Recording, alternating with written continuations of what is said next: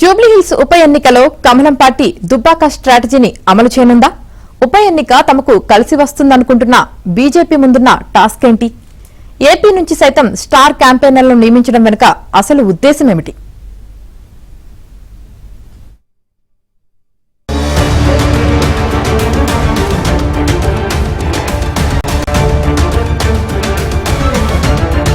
జూబ్లీహిల్స్ నియోజకవర్గాన్ని తమ ఖాతాలో వేసుకునేందుకు బీజేపీ సర్వశక్తులు ఒడ్డుతోంది. హుజూరాబాద్ దుబ్బాక మాదిరిగానే నేతలందరినీ రంగంలోకి దింపి ప్రచారాన్ని హోరెత్తిస్తోంది. అభ్యర్థి ఎంపిక మొదలు ప్రచార కార్యక్రమాలన్నింటినీ సమన్వయం చేసేలా MP Raghunandan Rao, general secretary Gautam రావు, ఎంపీ గరికపాటి మోహన్ రావులకు బాధ్యతలు అప్పగించింది. గతంలో ఇదే అసెంబ్లీ సెగ్మెంట్ నుంచి పోటీ చేసి 24,000 ఓట్లు సాధించిన దీపక్ రెడ్డినే మరోసారి అభ్యర్థిగా ప్రకటించారు.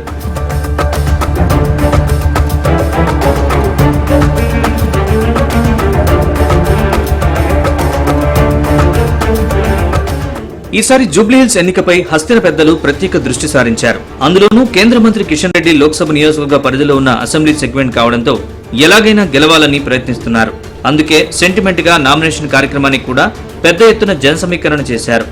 నేతల మధ్య అంతర్గత వార్ ఎలా ఉన్నా పాత ఈక్వేషన్స్ అన్ని పక్కన పెట్టి మరీ ప్రచారంలో పాల్గొంటున్నారు.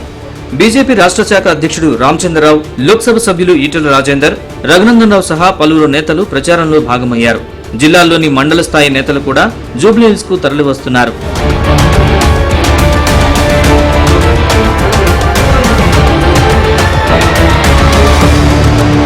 జూబ్లీహిల్స్ ఉప ఎన్నిక కోసం బీజేపీ 40 మందిని స్టార్ క్యాంపెయినర్లుగా నియమించింది. అందులో తెలంగాణ నేతలతో కలిపి కేంద్ర ఆర్థిక మంత్రి నిర్మలా సీతారామన్, తమిళనాడు నేత అన్నామలై, ఆంధ్రప్రదేశ్ నేతలు పురంధేశ్వరి, సత్యకుమార్ యాదవ్, ఏపీ బీజేపీ అధ్యక్షుడు మాధవ్ ఉన్నారు.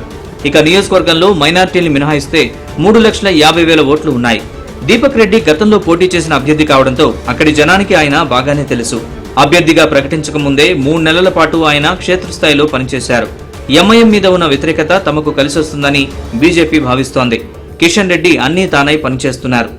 అందుకే జూబ్లీహిల్స్ తమ ఖాతాలో పడుతుందని బీజేపీ ఈసారి ఆశగా ఉంది.